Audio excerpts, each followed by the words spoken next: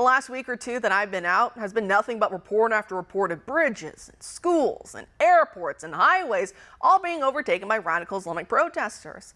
Though as angry as all that makes me, I admit I did chuckle when I heard that Ilhan Omar's daughter was arrested at one of these protests at Columbia University.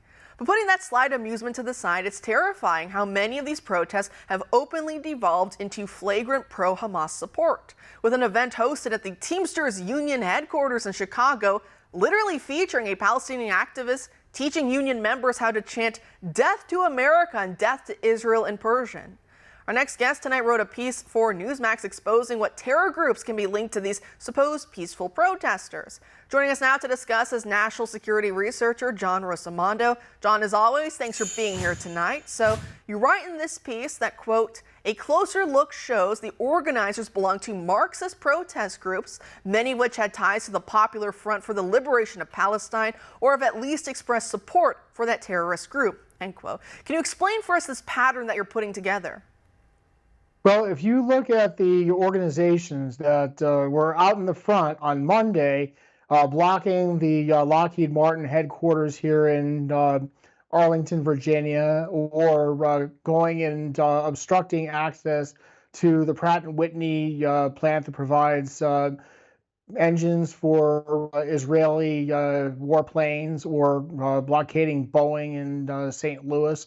They were seemed to be coordinated in part by a group called the U.S. Campaign for Palestinian Rights, which, if you look closer, is the U.S. Financial sponsor of something called the BDS National Committee. I'm going to get a little bit more, a little granular here.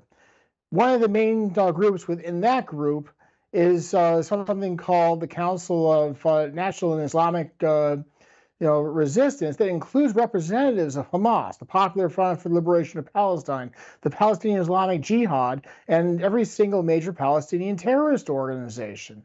And this group also has taken money from George Soros' Open Society foundations.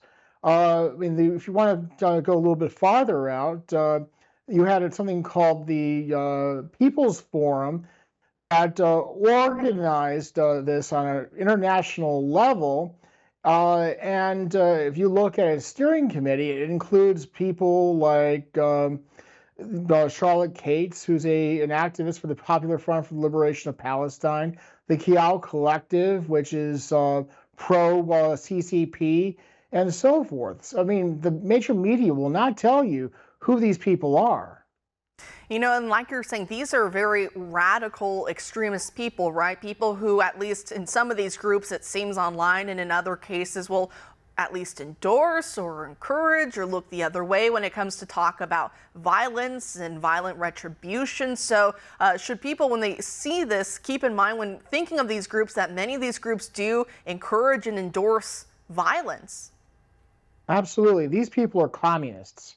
I mean, they believe in, what Lenin and Mao talked about when they said that power flows from the barrel of a gun. They're not using arms, and they're using, mass line movements to make our lives difficult and to keep agitating until we knuckle under. So, I mean, we have to not normalize these communist agitators. Don't call them protesters. They're agitators for our enemies, whether we're talking about Iran, Russia, or even the People's Republic of China. They do not represent America. And then, so to that point, you talked earlier about some of the Soros money, and we saw the Soros money and the rest with the BLM riots of 2020. So every 4 years or so we see these big massive riots and protests, and the rest kind of break out. A lot of money gets pumped in. So far with some of these groups, have you noticed, or are you looking into the possibility of foreign funding and also foreign coordination, kind of going back to what you were saying earlier about China, Russia, Iran, and some of these other nations? Well, I intend to look further into it. I mean, just at face value, I mean, the Popular Front for the Liberation of Palestine is an Iranian satellite and an Iranian proxy.